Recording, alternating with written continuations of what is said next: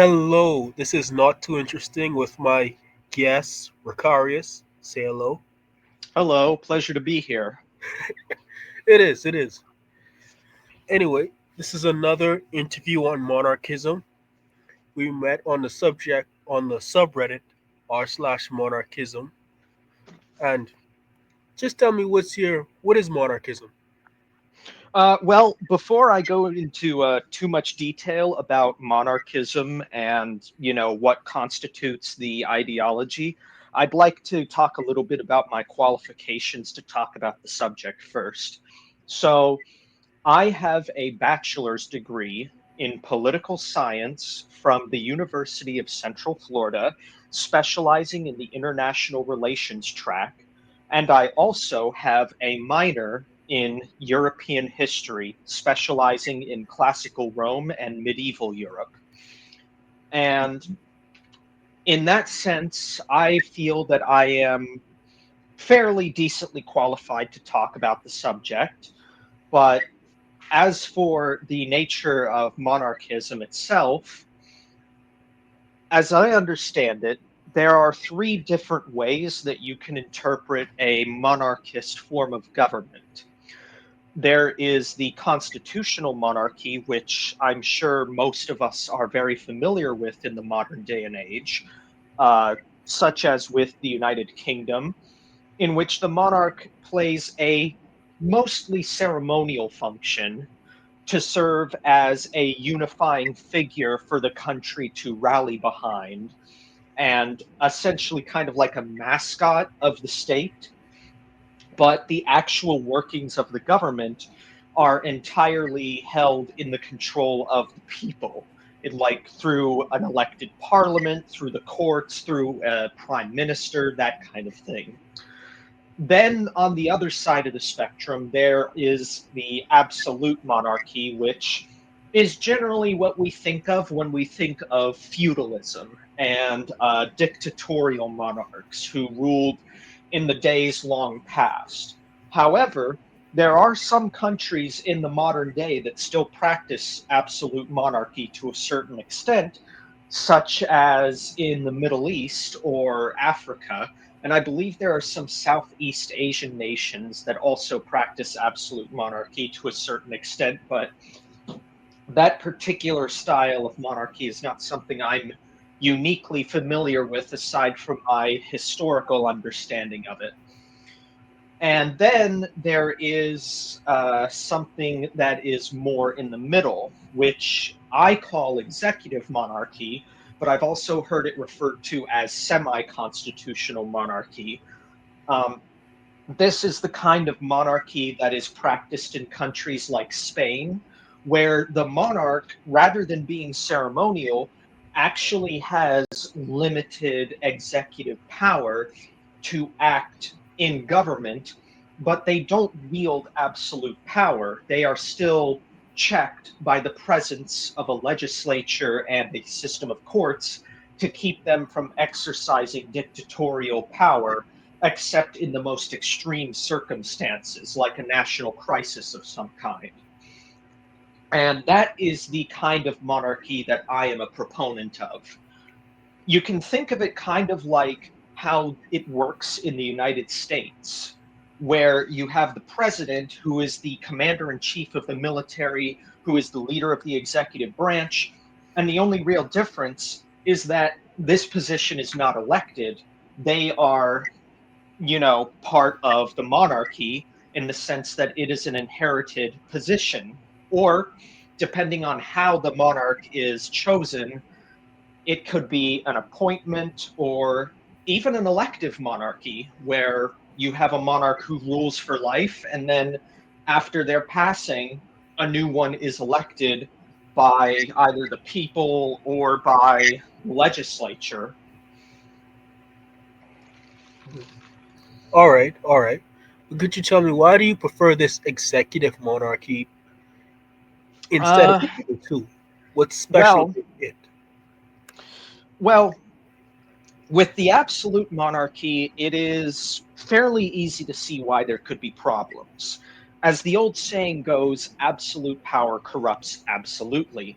And for one individual, no matter how much they are groomed into the position to hold that kind of power, sure, there will be individuals who are able to use that power responsibly sometimes, but it's equally likely that the individual who has that kind of power will not understand what it means to wield it and will wield it irresponsibly. And that is a very significant risk that comes with a lot of potential catastrophes as a result. I mean, we've seen throughout history that there are quite a few examples of absolute monarchies going very, very wrong, with individuals like Henry VIII and Charles V and various other historical figures. Oh, Commodus and Caligula are also great examples of this during the Roman Empire, of Roman emperors who, wielding this absolute power, they basically conducted themselves with such frivolousness and lack of care for their populace that they are now reviled in history as being incompetent, tyrannical, all these kinds of stuff. Oh, Nero is also a wonderful example as well. You know, the whole adage of he played his fiddle while Rome was burning, that kind of thing. But that's why I don't favor absolute monarchy. As for why I don't necessarily favor constitutional monarchy, if I had to choose between absolute and constitutional, I would choose constitutional, but I still believe that constitutional has a few pitfalls of its own, namely the fact that the monarch is expected to fill this ceremonial role. And while I can understand the value in them serving as a symbolic unifying force for the nation, the fact that they have no power in government makes me feel like, well, what's the point of having them? If they aren't going to be involved in the government, why should the government support them? And that's essentially my feelings on why a monarch shouldn't have a mere ceremonial function, because they need to be involved in some way to have it make sense why the government is propping them up. You feel as if Now, it's a castration or it undermines their authority, it undermines the point. well, it's not necessarily an undermining of their authority, but it does undermine the point of their being there, in the sense that, like, if the only contribution they're going to make to the state and to society is in being this glorified mascot, I don't really feel that's sufficient justification for the government to be feeding them this kind of funding, this financing, to keep them living in the lavish lifestyle that they have. They need to have some kind of responsibility to the people and to the nation in order to justify the kind of things that we give them through our taxes, through our revenues, through our government programs, you know? Understandable, understandable. Mm-hmm. I suppose the next question is, so you said like it should have some power, some authority, but what's the limit in your opinion? Well, being born and raised in the United States, I have surprisingly enough always felt that the idea of checks and balances is a very good idea in theory, and the only issue lies in just how it should be applied. Now, the US Constitution actually does a very good job of setting this straight, where they've put very clear limits on what the legislature is responsible for, what the courts are responsible for, and what the president is responsible for. And the only change that I would recommend is that instead of the executive being an elected position, it should be in the hands of a monarch, because that way they would not be so beholden to the whims of political parties and lobbying, essentially, which I'm sure that we have all seen throughout recent history, lobbying is a very big problem in the United States political system and all of that kind of stuff going on. As for the specifics on the kind of power that the monarch should have, uh, again, I feel like the presidential model in the United States is a good way to go about it. Commander in chief of the military, full power to enforce the law as the legislature directs it. Uh, Occasionally having the ability to issue what is known in the United States as executive orders, but what would probably be known under a system of monarchy as decrees. But obviously, the limit there should be that if the monarch issues a decree that is very unpopular or very harmful to society at large, the legislature should have the authority to overturn that decree by majority vote, essentially. All right, all right. But I suppose the next question after that would be why would a monarch be better than a group of elected or individuals put there? Why only one person? Well, I mean, as we see right now, the United States head of the executive is also one person. The only difference is that they're elected and they serve a limited number of terms. Now, as for why I think it would be better to have someone that is a monarch having that kind of authority in government, I believe it basically stems down to the fact that, as we've seen in the United States elective process, the only thing that a candidate for presidency needs to do is tell the people what they want to hear. And if they sound convincing enough, they will be elected. But that is no guarantee that they will actually follow through with the policies that they intended to set forth. And unfortunately, sometimes the policies that they do set forth are the ones that are more harmful to the people at large, the ones that they've kind of glossed over. It's kind of like reading the fine print in a contract. If you sign this contract with this prospective candidate, they'll have all of these amazing promises in big bold letters. But then in the fine print, they'll say none of these policies are actually going to be implemented if the respective candidate finds it too difficult to do so. Also, here's a couple other policies that we don't want you to know about, but we're probably going to implement anyway. Now, contrast that to a monarch, where traditionally speaking, they would have been trained by the person who ruled before them in what a ruler of the country has to do in order to ensure its survival and prosperity. This is something that can happen from birth in a hereditary system, or this can happen from a bit of a younger age, but still, being taught over a period of years in a system where the current monarch chooses their successor. But either way, it wouldn't just be a case of them being elected into the position and then being thrown into the political arena, the governing arena, rather, and being expected to know what they need to do right off the bat. This would be a gradual uplifting where they would be prepared, modeled, and groomed for this role over a significant period of time.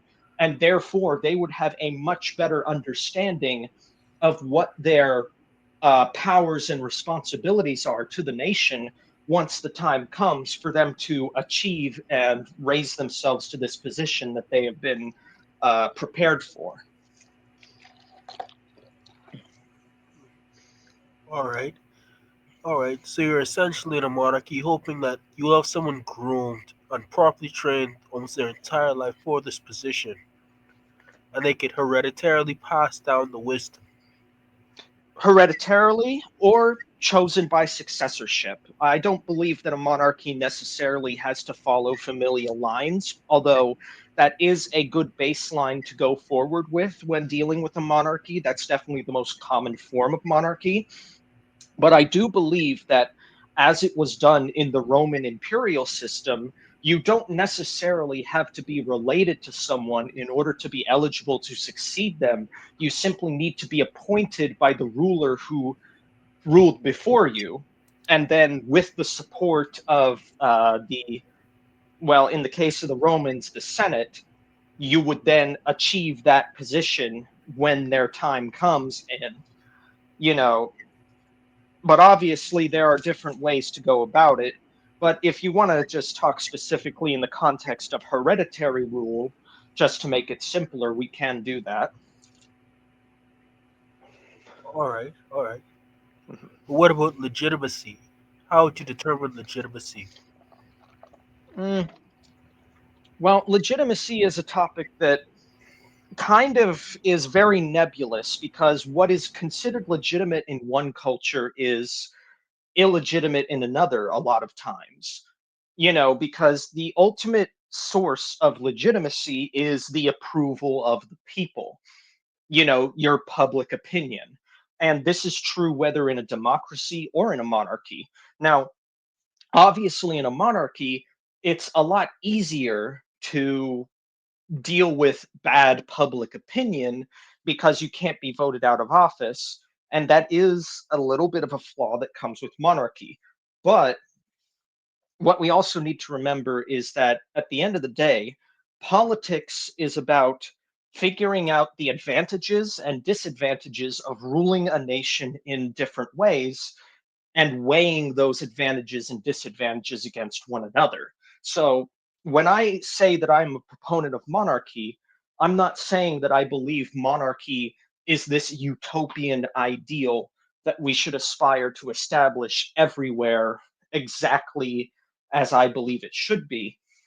I'm just saying that when I look at other forms of government and compare it against monarchy, I feel that the monarchist system that I've described, has the least egregious disadvantages compared to the others. But there are still disadvantages, of course. All right. Touching on that, what would you say are the merits of a monarchy? If America were to say, sit you down, the public were to sit you down and say, okay, explain to us why, what would you say? Well, I would probably go over the points that I went over with you earlier about how, under a monarchist system, it is not uh, it is not so easy for a monarch to make promises that he then does not have to keep, because again, that's the entire way that the game is played when you're talking about an electoral campaign for president. You make promises to the people, you tell them what they want to hear, you appeal to them in ways that you don't actually plan to follow through with once you get into office. And that's how you get elected in this country. That, and you garner the support of lobbyist groups who are going to fund your campaign, fund your administration, and that in turn makes you indebted to these lobbyists, to these corporate interests a lot of the times, which I don't believe is the basis of a good government. A monarch has no obligation to any of that. He does not garner support from the lobbyists. He garners support from the other branches of government by cooperating with them and ensuring that everything is working as it should. In an ideal system, the monarch should not be involved in the political side of governance. They should just be involved in keeping things running smoothly. Leave the politicking to the legislature, essentially. Leave the politicking to the elected representatives of each province or each state, in the case of the United States, and let the monarch focus on keeping things moving without being beholden to a specific political party's interests or having to follow through with the wishes of a particular lobbyist group. All right, all right. But how do you know the monarch won't be corrupt? That's always a risk. I mean, But that is exactly why I believe in the idea of an executive monarchy, because if we have a monarch who is corrupt or who is going against the wishes of the people or the nation, who is not acting in the state's best interests, then that is when the checks and balances come in, and the legislature and the courts come together to decide, okay, we need to oppose what this monarch is doing because he is overreaching in terms of his governmental authority. He is no longer a head of state. He is a political figure who is trying to impose his ideas onto government and essentially divide the people or put them down. So, in those situations where you have a monarch who is working against the government, against the state, against the society that he is ruling over, that is when those checks and balances come into play and ensure that if the monarch begins to do these kinds of things, he can't cause that much damage, which is the same case in a republic. But again, the difference is that the individual in charge of the executive is not an elected individual.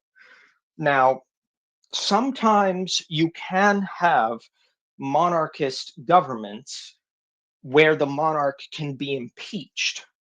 Now, this isn't seen frequently, but I think there might be some merit to it where, in the same way that the United States might vote for a constitutional convention, I'm not sure how familiar you are with the kind of steps that are required to go through that process, but it takes a lot of people agreeing on a certain issue in order for it to happen. Like, for instance, you have to have three-fourths of the population come together and say, yes, we want this change added to the Constitution, or you can have three-fourths of the states come together in terms of their senators, representatives, their governors come together and say, yes, we want to make this change. And I think something similar in determining whether or not a monarch should be voted out of their office, that would probably be a worthwhile consideration to keep in mind. And then their successor can come in afterwards and hopefully clean up the mess. But if they refuse to clean up the mess, then we just go through that whole process all over again. Okay, okay. So then get an understanding of it. Mhm. But let's take the focus of the interview off of what I want. What about you? What would you say is key in a monarchy? Something that cannot be understated or ignored. I think that the most important aspect of a monarchy, the most defining attribute, is that they need to carry themselves. I mean, this is kind of already accomplished in a constitutional monarchy, but I believe that the extent to which they're able to do this is diminished. They need to be a unifying force for the nation. And as I already said, constitutional monarchies, they do allow for the monarch to fill this role. But again, the reason why I feel like they aren't able to live up to this obligation quite as well is because they have no power to show that they are the unifying force. Primarily, they're just there for no other reason than to be there. But I believe that the key factor of a monarchy is that they need to be a unifying force for the nation that is not beholden to any specific political leaning. And they also need to have the power to show the people that they are this unifying force by providing aid to the people and supporting them when things aren't going particularly well, which is something that the monarchy in the United Kingdom is not really capable of doing because of how the governmental power is solely in the hands of their parliament and the courts.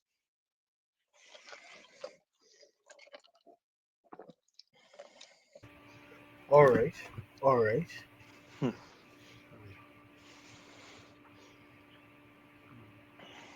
I guess the next question of that would be Why? Hmm. Why? Specifically, why and what context? Why not just have an absolute monarchy? Or, just hear me out. Why have any checks at all if the monarch is to be such a great person? Why not just give the monarch absolute power and then just have a direct democracy to oppose him? If he wants to say make a decree, a certain percentage of the population has to disagree with him. Would you say Yes, wouldn't that be better? I don't believe so because, again, I believe that we as a society, as a global culture, have, for all intents and purposes, moved beyond this idea of the divine right of kings or the inviolability of the monarch as this supreme individual who can do no wrong. Because the monarch is a human being just like the rest of us. They might have a better understanding of how government works. They might have a better understanding of what their obligations to the people are, but they are not infallible.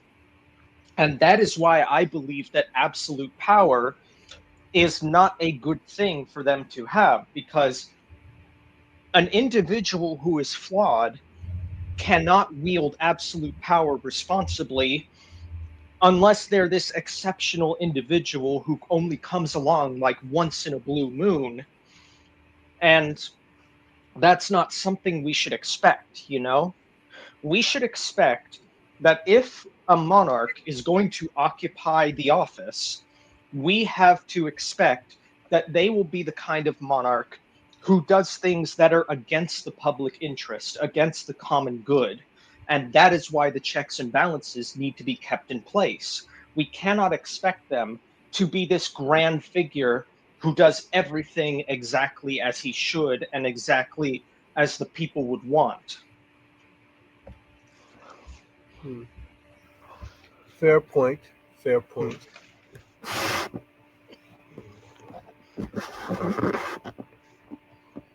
What would you say to your American compatriots who just outright don't want a monarchy? You had a rebellion against Britain rejecting their monarch, their royalty. Why should they have a new one? If I was an American and you explained this to me, and I asked you why, what would you say?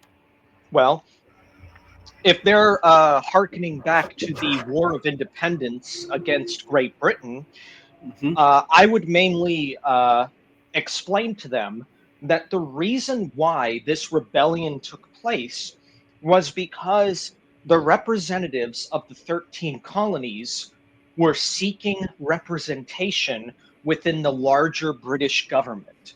And the British government was not willing to give them this representation. Therefore, the 13 colonies felt it necessary and proper to establish their own country where they could find ample representation for themselves in their government. I believe that the problem was not necessarily that they were being ruled by a monarch, but rather that they were being ruled by a monarch who refused to listen to their wants, their needs, their interests.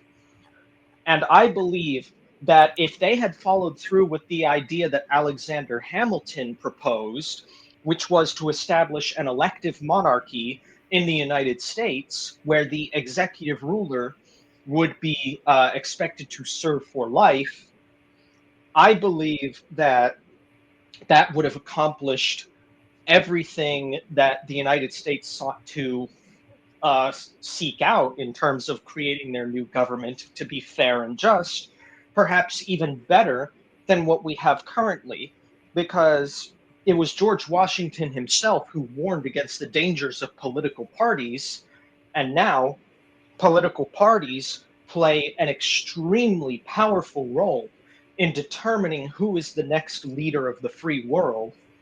But if we were to go with Hamilton's idea of an elective monarchy, the political parties in question would be far less powerful, far less influential in the executive branch, because once the individual is in office, they would not be expected to follow through with the wishes of the political party because they're now in office. And the only way they can be taken out of office is by this very, very convoluted impeachment process that I mentioned, which is convoluted by design because if the monarch is doing very bad things, the people will jump through these hoops. But we don't want them to impeach the monarch on a whim just because he does one thing that's a little bit questionable but is ultimately in the people's best interests, even if they don't realize it. All right, all right. I suppose what I'm gathering from the conversation is one of the key problems with democracy is there comes a point in time where political parties they just promise to give their voters free stuff. We'll give you some money, we'll give you some land if you vote for us. And that Mm-hmm. ultimately comes to bite it comes to bite the voters behind in the end. Because they're promising these things, but there's no consequence if they don't actually give you these things. And even if they do, it's not necessarily good policy wise. So you need a figure that can go against the will of the people so that while they might not immediately or in the short term be happy, in the long term they will. Would you say Yes, that is one of the that, key points of monarchy? yes, exactly. Because when it comes to how the elective process works in the United States, presidents have a term limit. 4 years, and then they're up for reelection. If they're lucky enough to be reelected, they serve another 4 years, and that's it. I don't believe that 8 years is enough to make any kind of significant change in policy that can be reflected in the nation's well being and welfare. Not to mention that these presidents are not incentivized to pursue that kind of long lasting policy that benefits the country in the long term because once that policy starts to take effect, they won't be in office to take credit for it. With a monarch, however, they are expected to serve for life. That is a very long time, especially if they were brought into the throne at a relatively young age, like Queen Elizabeth was, and she served for upwards of what was it, 75 years, somewhere around that amount. And if she had the power that I would prefer for her to have as a sitting monarch, that would have given her a lot of time to establish policy in the government to that would have long reaching and long lasting benefits, and it would basically ensure that the country would be doing well for itself in the long term. And that's what I believe the big difference is, that a monarch who serves for life and who is raised and groomed into the position with the understanding of what's expected of them, not only are they better able to navigate the political and governmental complications that come with their office, but they are also able to think forward in the long term. They're able to think, how will doing this affect the country 20 years from now, or 30 years from now, or 50 years from now? And that will enable them to make more conscious decisions that think about the long term implications. I agree, I agree. As a child in a democratic country myself, I've often thought that I admire China for the simple fact that they could have a 10-year plan. Like, it's crazy to me. You only could think in 4 years. So, in the time of, say, a toddler, in the time it takes me to get to have a child and raise it to 4 years old, that's all the time you have to think about things. It's almost sad where you have to think like long term. Where's the country going if you're constantly chasing just short term goals? Exactly. And as you said, what's the incentive for a politician to have anything long term if you're going to be out of office by then? Yeah, precisely. Okay. But then another thing that raises is, why not just have the politician be a lifetime position? Why not just vote someone in lifetime? Like I remember, was it Venice, the city of Venice in medieval times, who had Yeah, the Doge, the elected ruler of Venice who served for life. Although, actually, I might need to fact check that real quick. Give me a moment,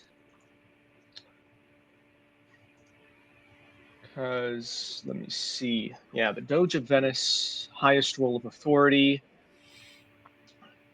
both the head of state and the head of the Venetian oligarchy, elected for life through a complex voting process. Okay, that is correct.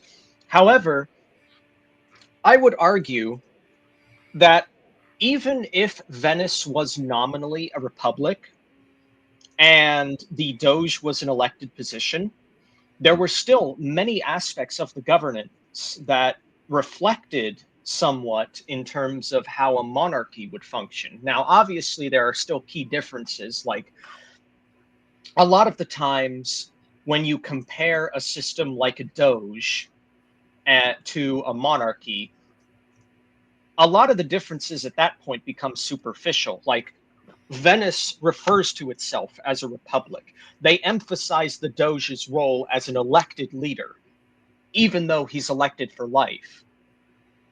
And but if you spin it a different way, you could have Venice present itself as a kingdom and emphasize the Doge being an elective monarch, and not very much would change about the system or the society at large. And I mean, elective monarchies are a bit of a touchy subject, especially on the subreddit on which you found me, where a lot of people think, well, if it's an elective monarchy, it's not really a monarchy, is it?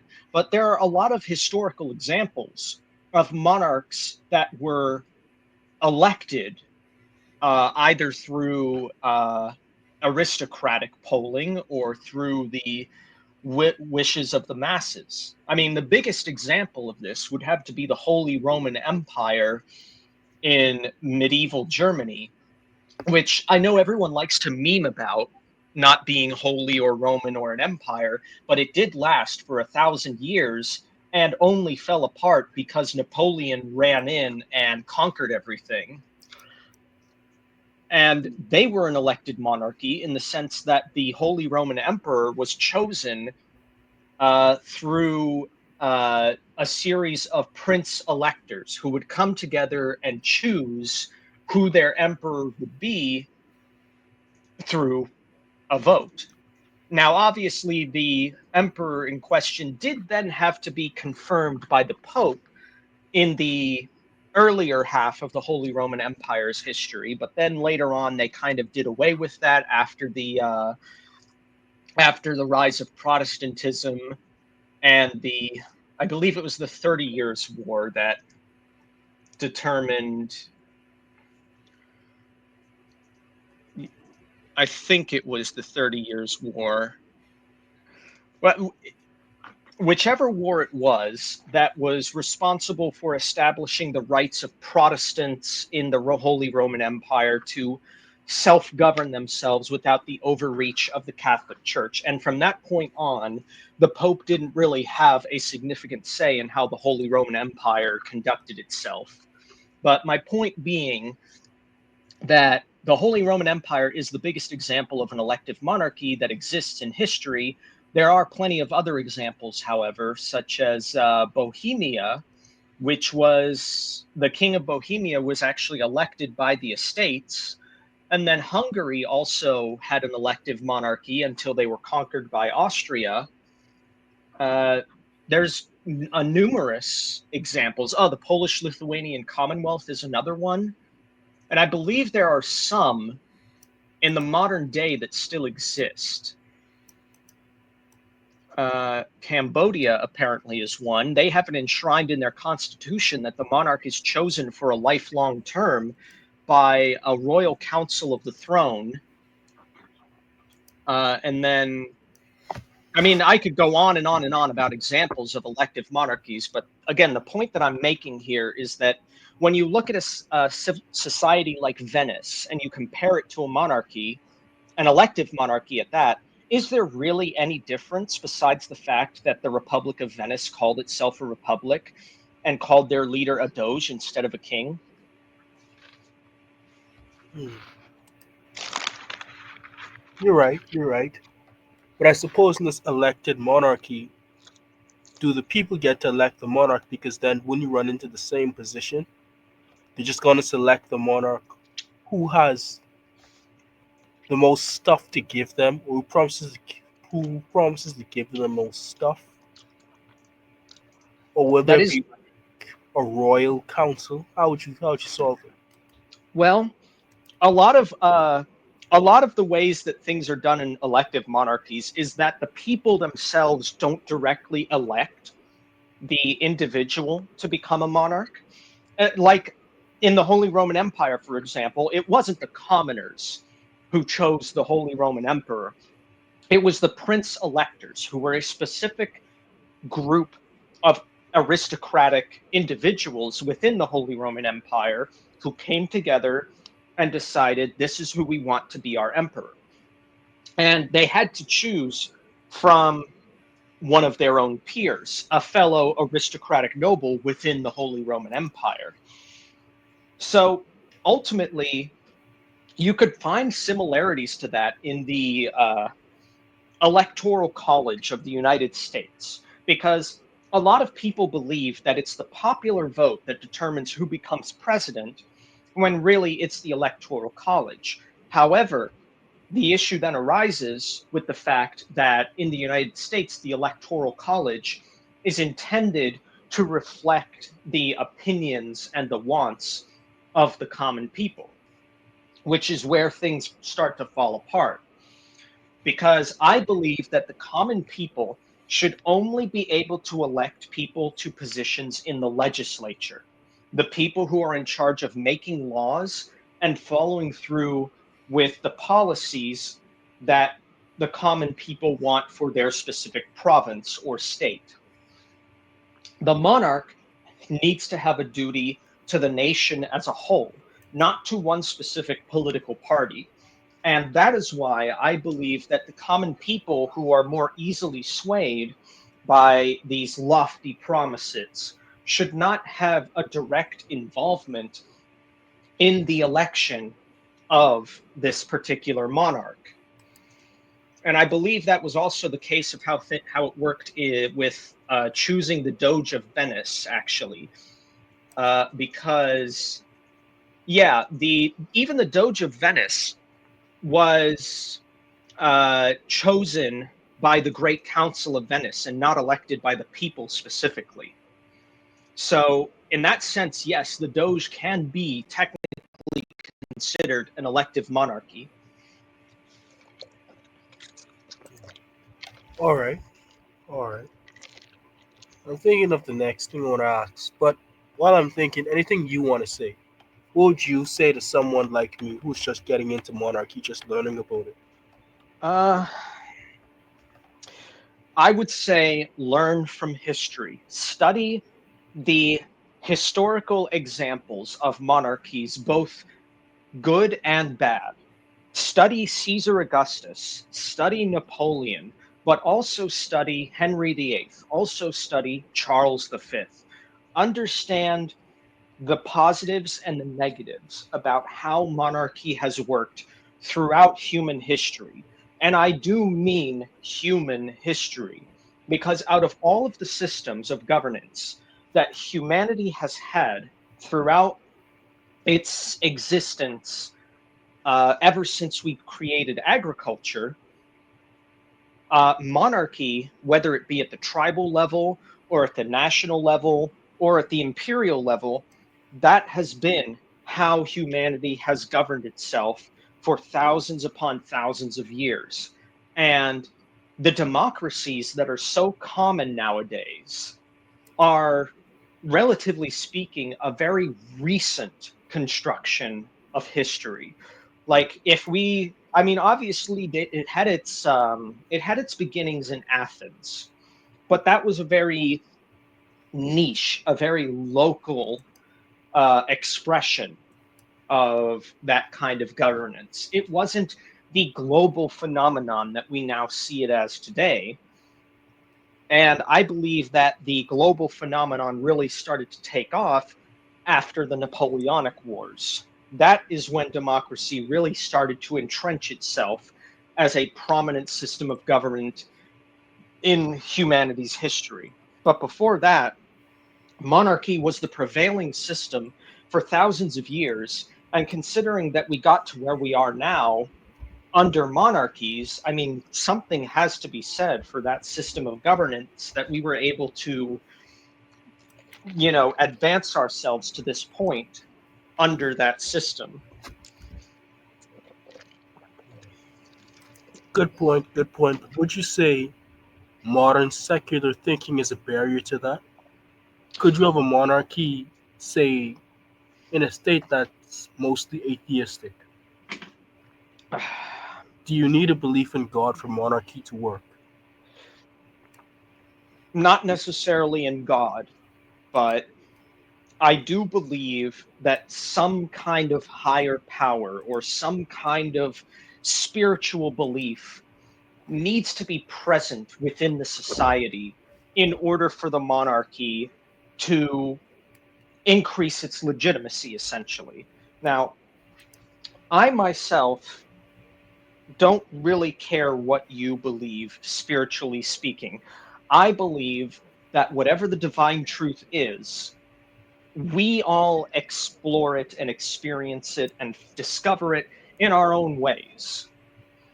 But I do believe there's a divine truth.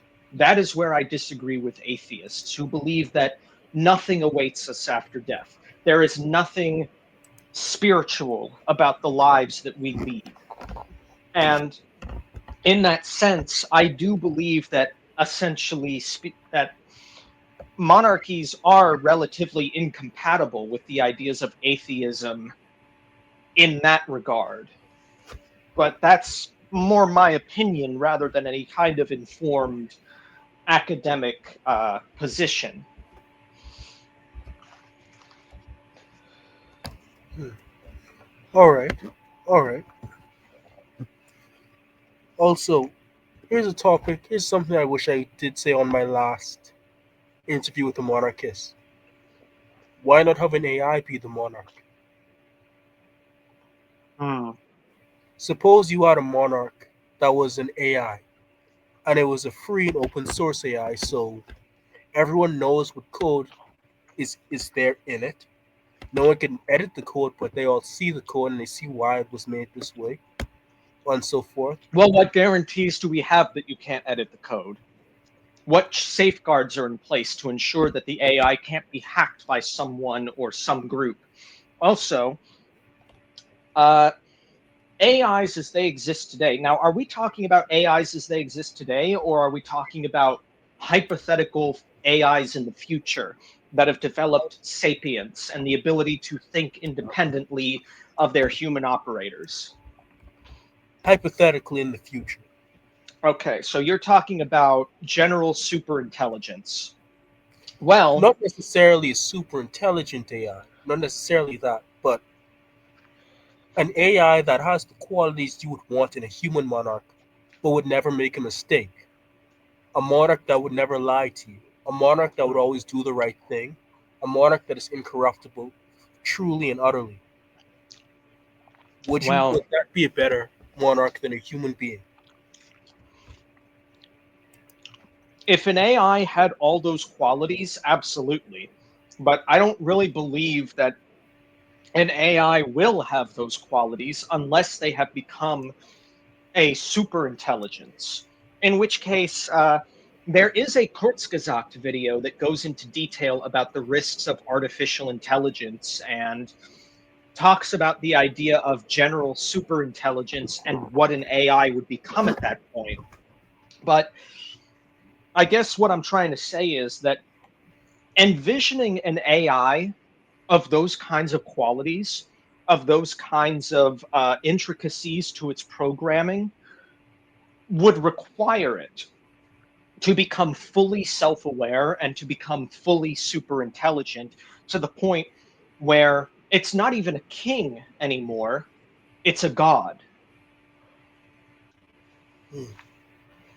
And that's the thing, is that to have a flawless monarch, you would need to be a god.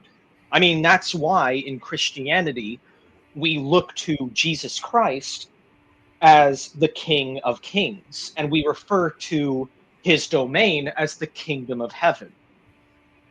Because according to Christianity, when Jesus comes back to earth, he will establish the kingdom of heaven on earth, and he will become the eternal king.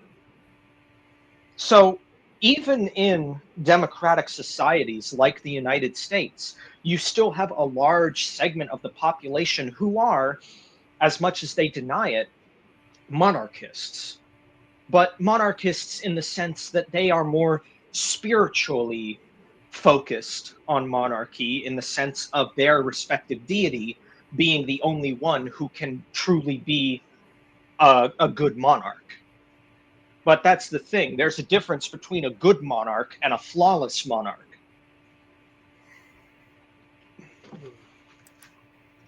Why not have the flawless monarch then? Uh, I'm sorry, what was that?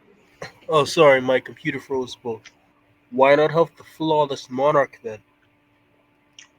Because there is no such thing, speaking in the context of humans. And the only way to have a flawless monarch is, as I said, to have a god as your monarch. And even then, it's not guaranteed, because there are different kinds of gods with different kinds of morals. Like, I don't imagine you would want Zeus to be your monarch, right? Nah. But if we're talking about the capital G God, as in like the Christian God, that would be quite an interesting monarch to have. And I think that ultimately, at that point, we're talking about utopian societies. Good point. Good Yeah. point. And that's another important thing to keep in mind about monarchies. Again, I have to emphasize, monarchy is not a perfect system.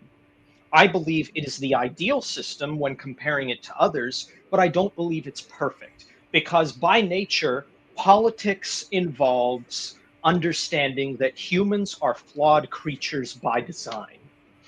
And the purpose of a governmental system is to work within the confines of those flaws and find out how best to meet the needs of society and the people living within it. Hmm. All right. All right. I suppose that's a good answer to that topic. Yeah. And if Oh, there is, excuse, huh? what's up? What did you say? Oh, I've just got to excuse myself for one moment. I apologize.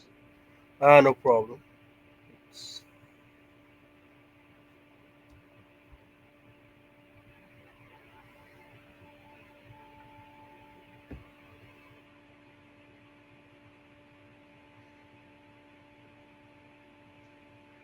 Sorry about that. I'm back. Ah, no problem. Just a quick edit. Okay, starting back in three, two, one. And I suppose if we did have a perfect monarch, he wouldn't really want to deal with imperfect subjects now, would he? Likely not, unless he was someone who is, unless your idea of perfect is also someone who is omnibenevolent, such as the Christian God or Jesus, in which case they would feel obligated to help those who are imperfect, despite themselves being perfect and far above them. But again, that depends on what your own definition of perfect is. Good point. Good point. Well, is there anything else you want to add to the interview? Nothing that I can think of at this time. All right. Well, then I suppose that's a wrap then. All right. I'm glad to have been here. Thank you for letting me share my thoughts and rambling on occasionally. No, no, no, no. It was a pleasure. It was a real pleasure to have you here. I Anyway, thank you for that. and I thank you, Chris. Is there any links you want me to add to the video? No, Any I mainly just did this to get my thoughts and opinions out there. I don't really care about all that much notoriety. All right. Well, shout out to you, Ricarius. Much love, much appreciation, and thank you all for watching. God bless. See you later. See ya. Bye.